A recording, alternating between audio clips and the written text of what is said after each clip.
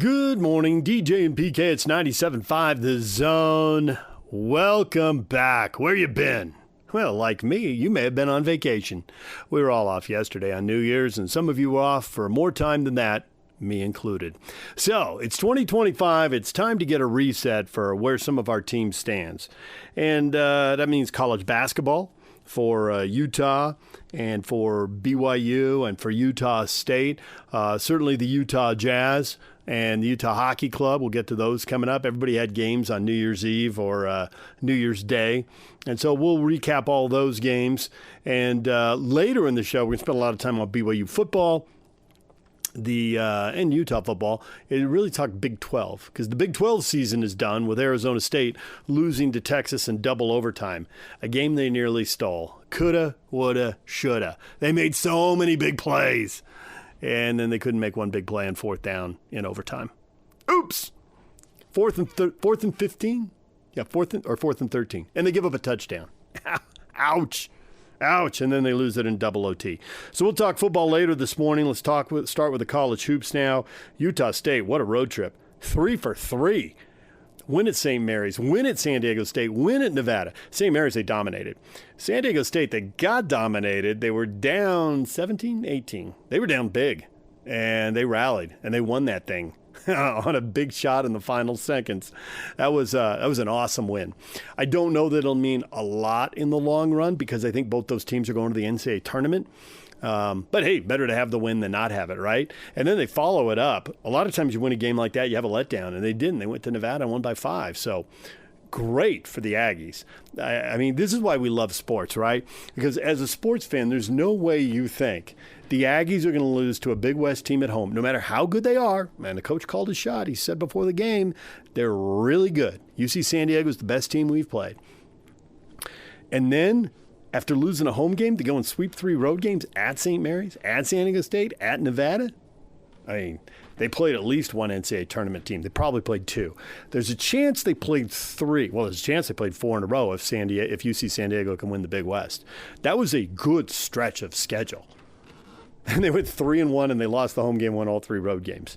So we know they can win on the road. There's that, and we don't think they're going to lose at the Spectrum very often. That looks like an NCAA team. Meantime, Utah's got problems. Utah went to Baylor. They got a nice record from the non-conference, but they haven't really beaten anything, proven anything, established anything. They didn't really play much competition along the way, and when they did, they lost. And they avoided competition like Utah State. So they go to Baylor, and they lose by 25. Yeah, the starters were 7 of 37 shooting the ball. It's too early in the morning to do a lot of math, but I can tell you that's less than 20%. That's in the 18-19% range. That's brutal. That's 5 guys combined. And Lovering was 1 for 1. So if you take him out, the other guys were 16 of 36. Brutal. Wow. 25-point loss. Here's the head coach, Craig Smith, after the game. How, I guess, disappointed are you with the result? Yeah, first of all, Baylor played outstanding. They're a good team. Obviously, they've had a couple games not go their way early, but they have championship pedigree. Scott, has been here a long time, and they have a great culture. What a great environment in this arena. Tonight they did a great job building it. But they're good. They got a lot of weapons out there. We did a really good job on a few of those guys in terms of individual matchups, but obviously, the Miami transfer, Omir, was really, really good. His touch around the basket is such high level, and I actually thought we did a pretty good job on him. All in all, held him to 7, shot attempts, I think is the key, but he has 15 points and 7 shots. His touch around the basket is really high level. And he still has 4 offensive rebounds, and I thought we were solid, with him. And then, of course, the Duke transfer, Jeremy Roach, who I believe is a Texas kid. He's a really talented guy. There's just not much that he cannot do on the floor. Always looks like he's in control. And you think you have him defended really, really well, and he can just make plays. And then, of course, the projected lottery pick, Edgecombe. same type of thing. We put a lot of different, he's kind of a chess piece where he can do a lot of different things out there. And the same thing, he gets 19 points on 10 shots. So great efficiency. And then Wright's going to be a really good player. He's already a really good player. Their other freshmen, right? Those two guys is true freshmen. But that's what Baylor does. They always have pros. They got the right guys to transfer in. And, they do some good things. And so, I thought, so defensively in the first half, I thought we defended pretty well. Like they were just above a point of possession. I thought we made them kind of tentative at times and had to make them earn some things. But obviously we just couldn't score the ball. And so they did a great job defensively, getting us off our spots. I thought the press kind of got us, not tentative, we were ready for the press, but we just weren't as aggressive with it as we typically are. Second half, we were way better attacking it. And then we missed a lot of shots. I thought we forced some, especially the first half, but throughout the game, I felt like we missed so many open shots. Part of that happens when a team speeds you up, playing on a road environment. There's a lot that goes into it, but we got a lot of good looks. But at the end of the day, on the offensive end too, and we've done a good job with this year, but we had 17 turnovers. Now, they turned you over. They're top 25 in the country in creating turnovers. We just had some senseless turnovers that really led to direct points. In fact, 22 of them. And so that was a real issue for us. But in the half court, I thought we did some really good things. But disappointing loss, of course. But in this league, it's game one. It's really hard to listen to Kelvin Sampson's interview. They won at Oklahoma State last night. It's really hard to win on the road. It's just really hard. You got to play very good, tough-minded basketball, and we weren't good enough tonight. Are those the kind of shots you like to see Gabe and Mason take? Seems like they had a lot of some fall-aways, maybe some real far-back threes today. Yeah, we got to do a better job of towing the line. Those guys can get it going. I thought they missed some good ones, and then I thought we rushed some. And those two guys, but it was really quite a few of our team. We got to do a better job of towing the line. We don't need to settle and shoot 23-footers. We have to understand, too, when you're on the road especially, when you miss those shots, long shots equal long rebounds, and that leads out into transition. And, we got to get the ball inside more. Baylor does a good job of switching. They typically switch 1 through 5. Whether it's a ball screen or any kind of other screen. So when you get those switches and you have smaller guys guarding, like Lawson Lovering, he needs to get more than one shot attempt, right? Like against Iowa, who did the same, very different teams, but Iowa switched a lot of 1 through 5 as well, and Lovering had a career high with 25 points, right? And so tonight, for him to only get one shot attempt, that's just not good enough. Craig, that's the lowest you've shot all year. I think it ended up at 31%. And then, obviously, you go into the first half down 20 points. First loss this year where you haven't been in it down at the end. What was kind of the message to your guys at the end of this one? Yeah, so, we did miss a lot of clean looks. I thought we defended hard, but not to the level you need to win on the road against a team like this. We got to be able to make our free throws, 7 for 13 again. But you're right. This is the first game we haven't been in. Every other game, we're a few possessions away from being 11-0, right? Had every opportunity to win, Mississippi State, our 3 losses before tonight, Mississippi State, St. Mary's, and Iowa. And so that was disappointing. I thought our guys hung in there. I loved how we competed in the second half, especially. I thought our bench was good tonight. I thought our bench really, I don't want to say delivered, but gave us something, right? Gave us a spark. I thought we defended better with our bench. I thought Hunter was really good tonight. I thought Jake, although I don't know how many points Jake scored, probably not a whole lot here, but 1 for 4, missed 3 wide open threes, but I thought he impacted the game in a lot of other ways. 3 steals, like just his activity, understanding a game plan. KD hadn't played a whole lot here recently. I thought he gave us some good things out on the floor and played with some vigor, and Caleb as well, and Zach. So, it's just you got to when you have 20 games now in 10 weeks, you got to learn from it. You can't feel sorry for yourself. Can't have the loser's limp. Right, and I'm confident that we'll come out and respond as we get ready for Texas Tech. Going back to Hunter for a second, how beneficial, we talked about it on Sunday about kind of the guard rotation, how there's Mason, Hunter, Mike. How beneficial is it to see Hunter come out and have a strong game like that? Hunter's a good player, man. Like he's gotten so much better from his last year. He's always in control, plays slow to fast, takes what the defense gives you, doesn't worry about a stat line. He's worried about winning, right? And he just makes the right play. I mean, the 2 plays he had late in the game, he could have forced up a shot, because he made back-to-back threes.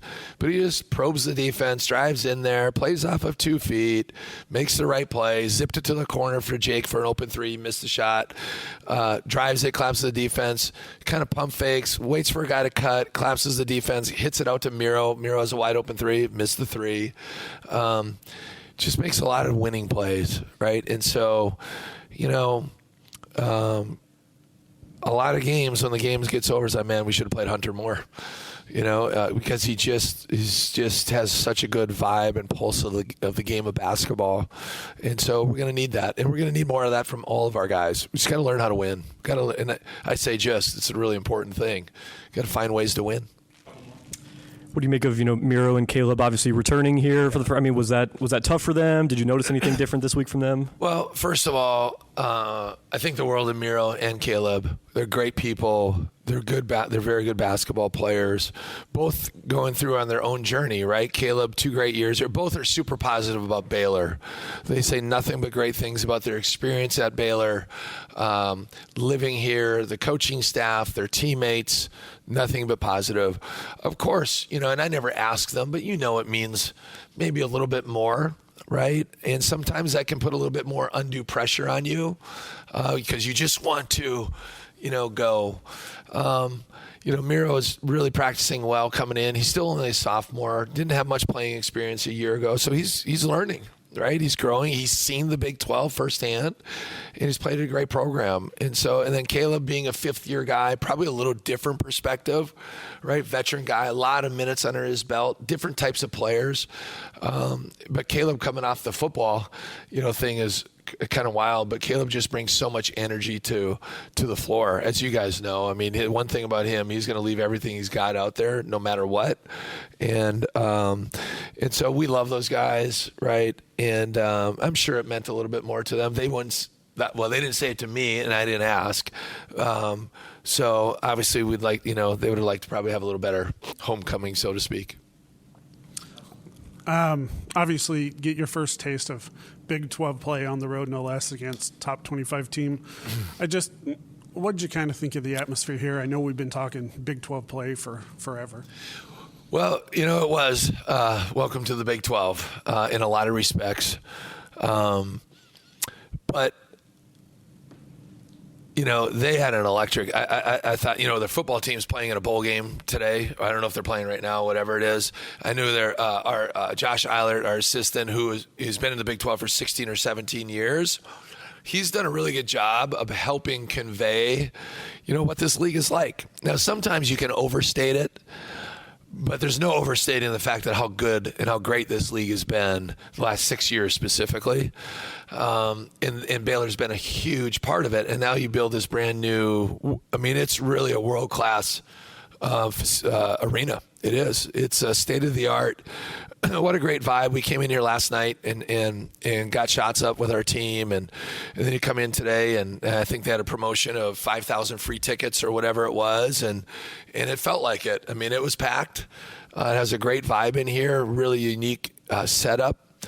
And so, and then the physicality was high level, but honestly, it wasn't probably quite as physical as I thought it maybe would be. But I know in this league it is.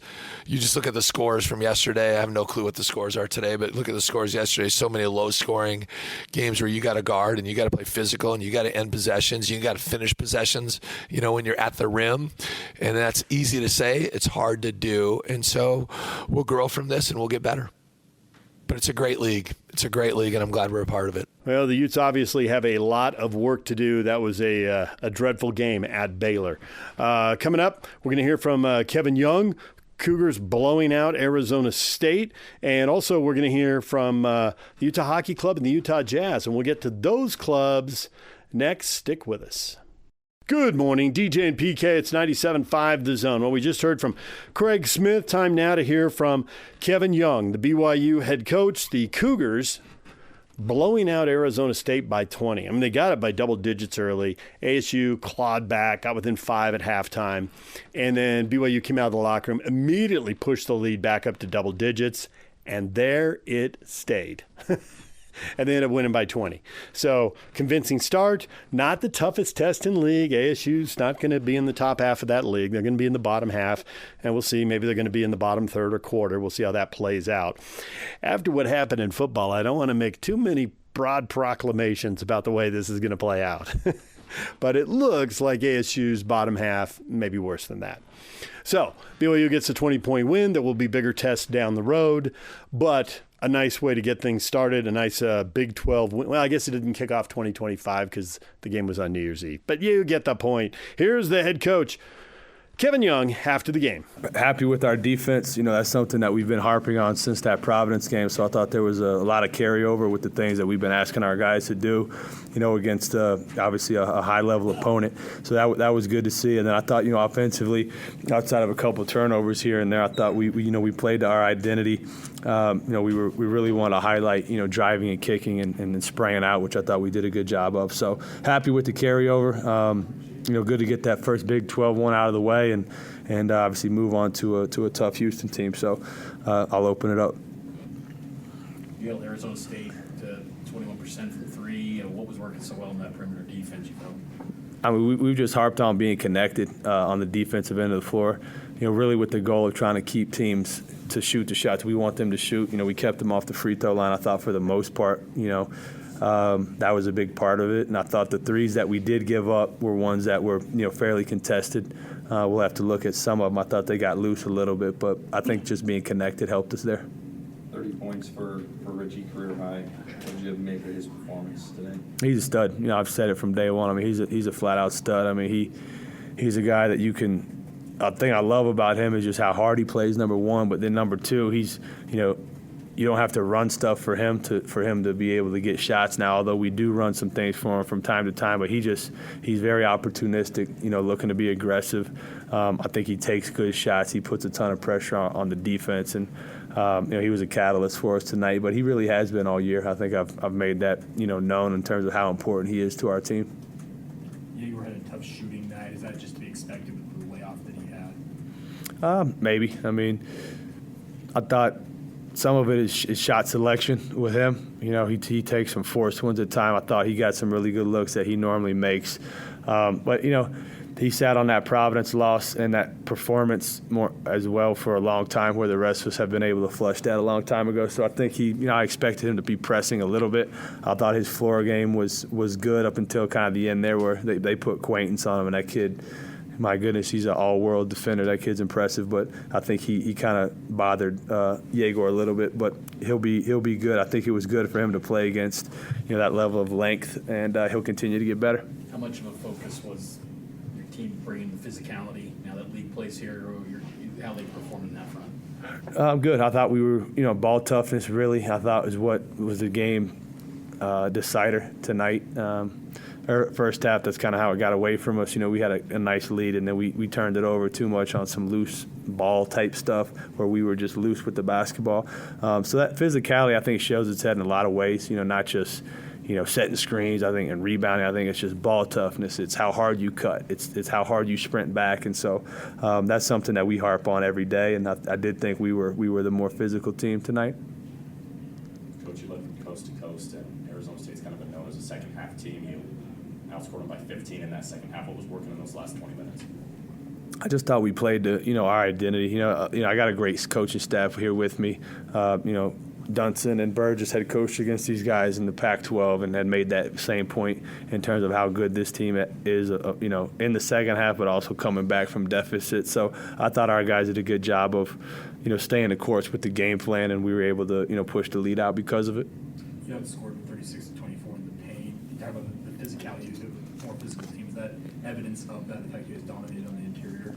Yeah, but I mean, you know, I think a lot of times when you think that, you're thinking like, you know, Shaquille O'Neal, you know, in the paint and stuff like that, where our, you know, like we got physical guards that can get downhill. Our bigs do a tremendous job of creating havoc in the paint. Even if they don't have the ball, they're ducking in, creating driving lanes for our guys. So, points in the paint can come from a lot of different areas. I think our bigs are extremely selfless in that sense, and they carve up, like I said, they carve out a lot of room for our guards to drive in there and score at the basket. Arizona State made a little bit of a run before halftime, and then out of the break, you guys had that 9-0 spurt to push it to double digits. What went on in the locker room and kind of propelled you to that second half spurt? Yeah, I mean, one thing I'm challenging our guys to do is, we have a good basketball team. We got a lot of talent. We got guys that play the right way, and I think our chemistry is really growing. And so because of all those factors, I think our guys should play with just an extreme level of confidence. I challenged them in the locker room to do just that, and I thought the way we came out in the second half, I was happy with their response to that challenge. At Providence, your first true road game didn't go well. Were the guys kind of eager to get back out in another hostile environment and kind of make amends for that coming Saturday to Houston? Yeah, I think so. I mean, I try to, and I say this all the time, I personally try not to make a big to-do of road and home. You got the game plan is the game plan, the other team's the other team, whether you're on the home or on the road. I think more than anything, the Providence game, I think just woke everybody up. Led by me, and we learned a lot in that game. Probably the best thing that's happened to us to this point. So I think our guys are ready to take what we learned there on the road, to your point, against a really good Houston team who just played really well in their opener as well. So, I think we're all really excited for the opportunity. I think that was the loudest Marriott Center game of your tenure so far. What would you make of the atmosphere today? Yeah, this place is amazing. It's just a fun place to play in. It's a fun place to show off in terms of letting the world kind of see what we have here relative to that. But, yeah, it was awesome. It was, it's why you coach, it's why you play, it's why you compete, to be in environments like that. There's nothing like it. You talk about the defense. You challenge Cannon to step it up, I guess, on that end. How do you feel like he's progressing defensively as you get into settle into Big 12 play? Yeah, I think he's progressing well on both ends of the floor.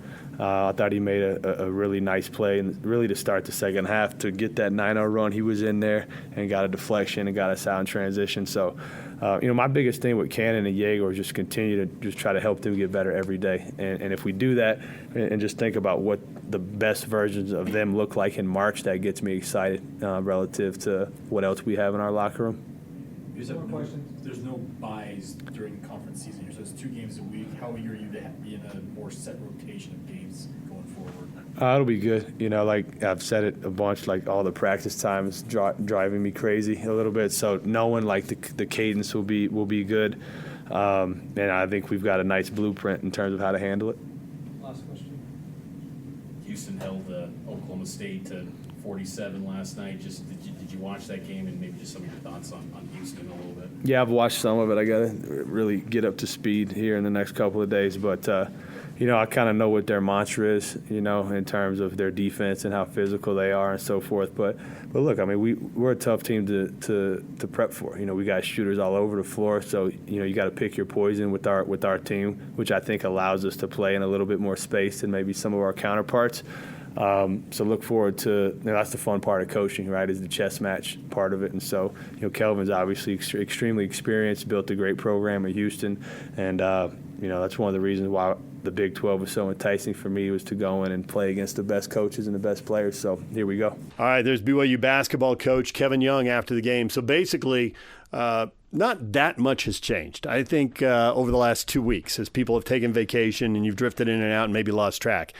Looking at BYU and looking at Utah State, BYU and Utah State have gotten off to nice starts here in conference play.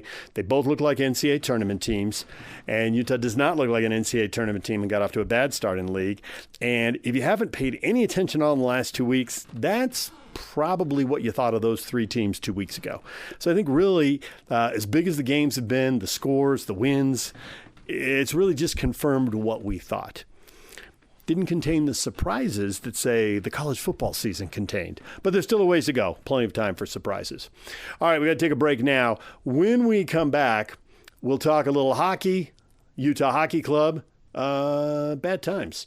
And also we'll talk Utah Jazz. Bad times, but in the case of the Jazz, that's what they need right now. So we'll get to that coming up. DJ and PK, it's 97.5 The Zone. Good morning, DJ and PK. It's 97.5 The Zone. Both the Utah Jazz and the Utah Hockey Club have been in action, and it hasn't gone particularly well. The Utah Hockey Club has now lost 5 in a row, taking just 1 point. Now, the first loss in that was in a shootout, but the last 4 have all been in regulation, and they just got beat at Edmonton 4-1. Adrian Denny recapping their New Year's Eve loss to the Oilers. DJ and PK, the Utah Hockey Club, coming into 2025 with a record of 16, 15, and 6. They'll be in Calgary tonight for Game 3 of their 4-game road trip. 7 o'clock face-off. We'll be on the air at 6 o'clock right here with Hockey Night in Utah. Last in action was the Utah Hockey Club on Tuesday night, New Year's Eve in Edmonton. And right before the game started, they got word their captain, Clayton Keller, who's also their leading scorer, would be unable to go due to illness. So without number 9 in the C, Utah soldiered on. They fell behind 1-0, 4:26 into the first period. And once again, they'd be quick to answer as Jack McBain tied it up 1 minute and 34 seconds after they fell behind. And play it out to center. Dylan Gunther on the ice right now. He's playing in his hometown here tonight. His parents' house just about 25 minutes away. He's got some family in the crowd. He centers, McBain shoots and scores! The hometown boy sets up Jack McBain to tie the game here in the first. It marked the third time in the last 4 games that Utah's fallen behind 1-0 that they've answered back less than 100 seconds later. 14 of 15 shots were stopped by Jackson Stauber on the back-to-back in the first period, and it was 1-1 going to the second. In the second period, 2 early goals by Edmonton, 20 seconds apart, proved to be the difference in the game as the Oilers picked up a turnover. 4:53 into the second, Ryan Nugent-Hopkins his 8th, and then 20 seconds later, Troy Stetcher got one to go, and all of a sudden, a 1-1 game was a 3-1 game in 20 seconds. Utah pushed back. They killed a penalty. They drew a power play. They had a nice little stretch where they got 4 shots on goal, but still trailed 3-1 going to the third. In the third period, outshot Edmonton 10-6, but Oilers and goaltender Stuart Skinner able to keep Utah off of the board before Leon Draisaitl's 27th into an empty net. Gave the NHL's leading goal scorer another one on the season and gave Edmonton a 4-1 lead. That would be your final. The Oilers improved to 22-12-3. Utah, as we said, 16-15-6 is what they will finish 2024 with. So Utah, without their captain, unable to get enough offense, he's been providing a lot of it. He's factored in on 14 of their last 28 goals. So without the captain, who's gotten a point on half of your goals over the last 9 games, Utah couldn't find enough to get over the top against the Oilers on Tuesday night. We heard from head coach Andre Tourigny after the game, happy with his team's effort. Just how did you feel like your team responded after losing Keller for the night? And I think we I like our mindset in the game. I think we went to play the right way. We defended with a lot of pride. We were resilient all night long. Obviously, I don't think we had the energy and the will and the wheels to generate a lot of offense, but I love the fight in our guys a lot. What did you make of Liam O'Brien's play? You've been complimented about how he stays ready, and he had to be ready in warm-ups tonight. I'm really proud of him. I think, I texted him, it was, 5:05 to make sure he was showing up because Kels did not look good, and he showed up and he was ready to go, and he played a solid game, and he brought emotion and physicality like he always do. So I'm really proud of him, and those are the kind of guys who at some point need a break and prove their values, and we know him for years, and we know how much he can bring energy. And like I said, I think tonight he was a positive factor for us. I was not pleased about our game in Seattle in terms of our mindset. Tonight, I like our mindset. I know you guys didn't have your leading scorer and your captain, but what else do you think is missing from this group over this last stretch of games? Oh, I think like I said, tonight I think it's a back-to-back. It's for us. We didn't have the fuel in the tank to really spark and generate a lot of offense. But the way we played, I think that's a step if we'll sustain success with that mindset. So for me, it's positive. I didn't, like I said about the game in Seattle, I don't want to come back on that, but it's totally different for me tonight. Sorry, just to confirm with Keller, he was sick today? Yeah. Something that he'll be over, you think, just be a couple of days? No. He started a little bit last night, but today, even this morning, he was pretty good. And then near the game time, I thought, yeah, okay, we'll dress a guy for the warm up. And when I saw him up there, I was going, I don't think he will play. He looks like banged up. So it happened at every team. It just happened for us tonight. You guys were a couple of goalposts from being right there with them, I guess. So did you like your game overall as a team? I did like our game. I didn't like the too quick goal. I think those are, you play against a good team, those are the kind of thing they will do to you. But, I like our mindset. Like I said, the biggest part in our game was difficult for us was the breakout. We had a tough time on our breakout. We didn't win enough board battle. And we took a few tough decisions on the breakout. Other than that, I liked our game. Thanks, man. Thanks, everyone. Thanks, Coach.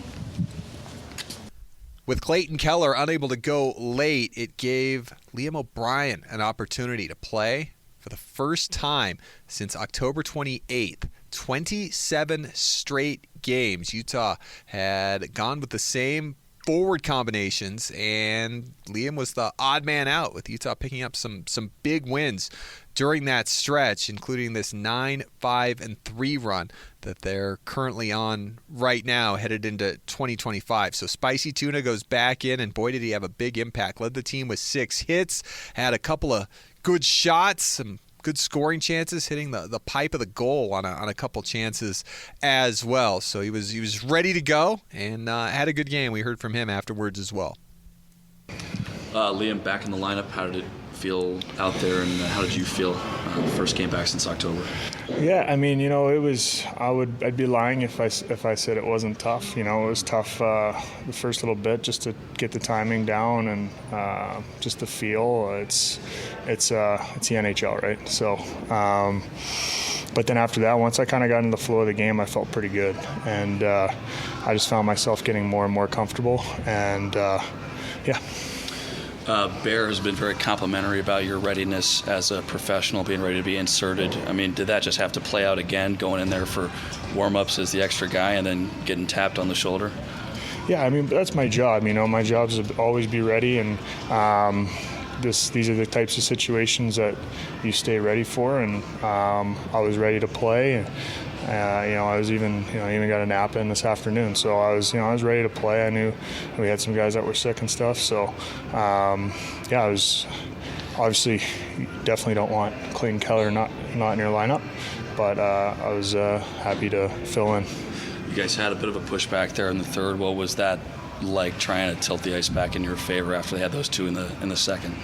Yeah, I think we pushed, and I still think we got a lot more in that room, and I think we all would say and feel the same way about tonight's game. That being said, we had a push, and we had a crossbar, and we had an empty net there on the one play, and so we kept it tight once again, but we got to find ways to win games. Tough back-to-back when you're playing a team like this. I guess you have to kind of take care of the puck, and they have such a good transition team coming back. Yeah, I mean, the biggest thing with, you got two of the top, in my opinion, top 3 guys in the league on the other side. You got to stay above those guys and take away their time and space and try to make the game as hard on them as possible. And, I thought, there's times where we did that. Like you said, you had 2 goalposts today, I think. You had your chances. Did you like your game overall? I know you don't like the result, but how'd you feel about the game? Yeah, there's things that I liked in my game, and there's definitely things I'm thinking about right now where I'm like, all right, well, let's dial that in. Let's work on that. So I'm going to keep chipping away and continue to stay ready and be ready at all times, and keep pushing forward. So you look at the game on Tuesday night, answering back 1 minute and 34 seconds after falling behind 1-0, but then giving up 2 goals in 20 seconds. The first shift after a goal for or goal against is always so big, and Utah wasn't able to counter it back on the second time tonight after Edmonton took the 2-1 lead with the 2 goals in 20 seconds. Second straight game, Utah gives up 2 goals in less than a minute. Seattle scored a couple quick ones on Monday as well. So a little bit of a detail there as Utah looks to wrap up and solidify some consistency and continuing to grow as a group. You talk about how young this team is, third youngest team in the NHL at the start of the season, and they've got the top 2 scorers in the NHL, 21 and under, in Dylan Guenther and Logan Cooley. Big game for Cooley on Tuesday night in Edmonton as he extended his road scoring streak to 11 straight games, the longest in the NHL. He scored in 15 of his last 18 games overall, and he's assisted on 5 straight Jack McBain goals as well. Dylan Guenther, in his return home, picked up a big assist for Utah in the contest as well. So we've turned the attention towards tonight against the Calgary Flames and the 7 o'clock faceoff. DJ, welcome back. Hope you guys have a great rest of your Thursday. Happy New Year, and we'll recap this one for you coming up tomorrow. All right, the Utah Hockey Club gets beat, and the Utah Jazz are coming off a loss to the Knicks. Hammered by the Knicks, who didn't have Brunson, who didn't have their best player, and it didn't matter. But you know what? That's what the Jazz need. They need a high draft pick. They need the best lottery odds possible. Toronto won. They had an 11-game losing streak. It just blown out, got a key player back, answered the bell, and beat Brooklyn, picked up their 8th win. So the Jazz are now tied for the 3rd worst record in the NBA. Just a few days ago, they had the 5th worst record, and I don't think that's where they want to end up. Tied for 3rd, getting more in the neighborhood they need to be in. All right, let's get to the best of the postgame show on the Utah Jazz and the Knicks. Good morning and Happy New Year at your Jazz recap here on DJ and PK 97.5, the KSL Sports Zone. Jake Scott with you as the Jazz fall last night on New Year's to the New York Knicks, 119 to 103. The Jazz got 25 points from Colin Sexton, 25 from Jordan Clarkson coming in off the bench, but not enough as Karl Anthony Towns had 31 points and 21 rebounds for the Knicks, who shot 55% in the win going away. Let's get to the postgame sound and start things off with Jazz head coach Will Hardy. I mean, the game came down to kind of one thing on both sides of the ball. Defensively, we did a really poor job protecting the rim. Transition was an issue. I think there were times where we had people back and physically we met the ball too low and didn't make enough plays at the basket. In the half court, you know, every possession is different, and I think sometimes we get caught up in the reasons why things happen, or on this play, this person should have helped, and on that play, that person should have helped. But in general, our collective thought process of protecting the rim as a group wasn't good enough. We can't rely on one person to protect the rim. I think especially when we go a little bit smaller and Walker's not on the court, or we start switching with Walker and he's a little bit away from the basket, everybody else has to up their physicality and commitment to protecting the basket. You know, I don't think that it's from a lack of care or competitiveness. I think in some moments we're maybe not quite aware of the size difference in some of these plays and like how physical and aggressive we have to be defensively around the basket. Offensively, we didn't shoot the ball very well.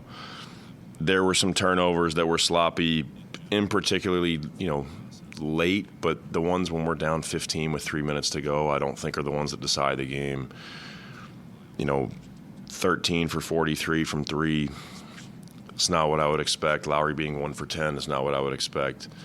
And that's not to say that it's just about, hey, we didn't make shots and we move on. There's things that we can learn on both sides of the ball, but some nights the reality is when you generate those good looks from 3, you got to knock them down to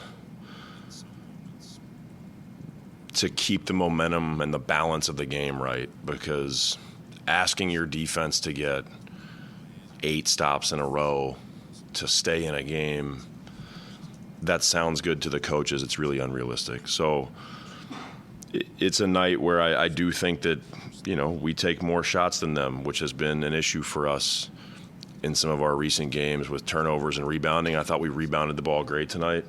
Will never not shock me. But our ability to shoot the ball from 3 hurt us tonight. I just I don't know. I don't know. Inner thoughts come out sometimes. I just don't. When you talked about how playing in transition was an issue tonight, does that affect the way shots were falling? Do you think that played a role in getting into rhythm in that way too, or do you think it was just an off night? It's always a little bit of both, but I really felt like there were a bunch of possessions where we generated good looks, or we got shots that we like, some transition threes, some pocket threes, and you don't have to make them all. But I felt like there were a bunch of possessions where, there's always moments in the game where the momentum can shift and you make 2 threes in a row and all of a sudden they're the ones calling timeout, not us, and it can change the way the game plays out. I'm not one to usually point at shot making as the deciding factor in the game, which is why I do think that our inability to protect the rim was the most glaring thing for me. But on offense, I wasn't upset with how we played offensively. I thought there were moments where we just needed to make a few. What did you like from Colin and Thornton? Colin's efficiency continues to stand out. He's doing a really good job of mixing his threat on the rim and seeing the threes off the dribble. It's been an area that he's worked a lot on, is those pocket threes versus the switch, seeing the off-ball threes, some of those threes where he's coming off the handoff out of the corner. It's not really a pick and roll. It's kind of a hybrid between an off-ball screen and an on-ball screen. We do that little pitch action. I think he's settling in and understanding there's a lot of different ways that he can get it done.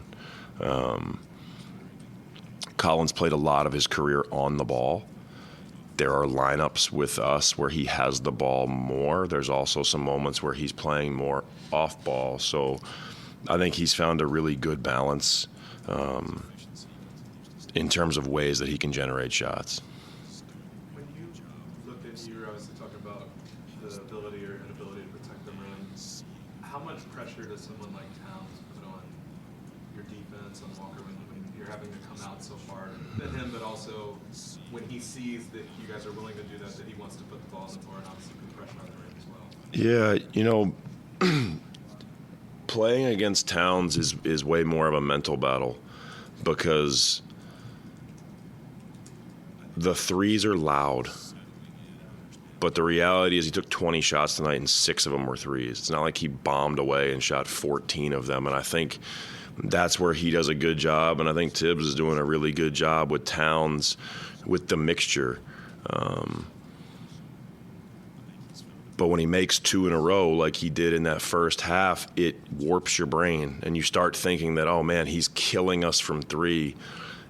And then you end the game and you go, man, he had 31 points and 9 of them were from 3. It's like, that wasn't why. But it does create an element of overreacting. Now you start going for his shot fake. And when he's playing downhill, he's tough to cover. He's big. He's a good ball handler. He's great at stopping at the basket and the shot fake and getting you in the air. He's a tough cover, but the reason why he's a tough cover is because he tests your mental discipline of like a pick and pop 3 over a hand. 10 of those may not be the worst thing. There's a night where he could make 7 and you go home and you go, man, he killed us. But I've been a part of way more nights like this playing against Towns where the threat of the 3 hurts you more than the 3 itself.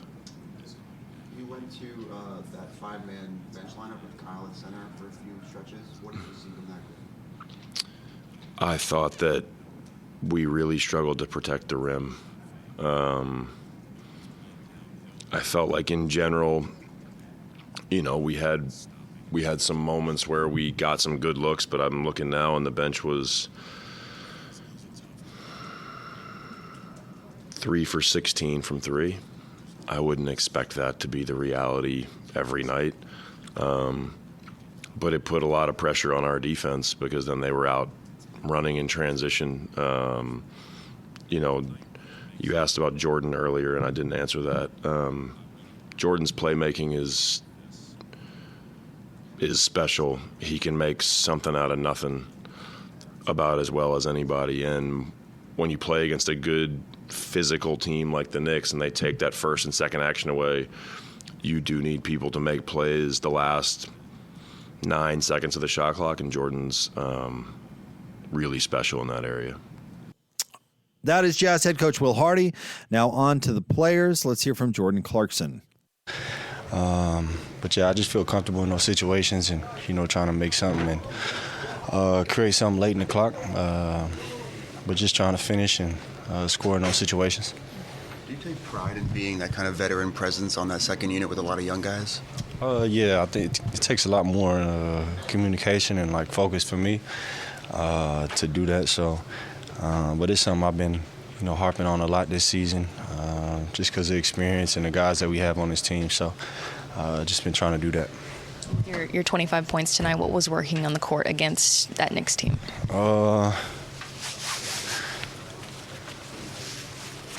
I felt like I was getting to my spots, making open shots when I had the opportunity. They really physical and good around the rim as well, so made some shots tough in the first half, but I think second half got into a little flow. But yeah, they're a tough team to play, especially defensively with all their size. But I think I was getting to my spots and, you know, trying to keep us in the game or trying to win. What's the difficulty with balancing attacking the offensive glass with also trying to get back in transition? It is tough. You know, a lot of us are crashing the glass because we shooting threes, and that's kind of how the game is going right now. Long rebounds. Give the other team a chance to get in transition, like you said. It is tough, but something we got to balance out and with us in terms of communication and who's getting back and who's crashing. So that just comes from within. That's Jordan Clarkson, 25 points last night for Jordan on 8 of 19 shooting, grabbed 4 boards, dished out an assist, and grabbed a steal as well. But the Jazz lose to New York, 119 to 103. Up next, the Jazz will take on the Heat in Miami on Saturday night. That game will tip off at 6 o'clock. Pre-game coverage begins at 5. All right, there's the best of the Jazz postgame show. When we come back, what is trending? The headlines are next.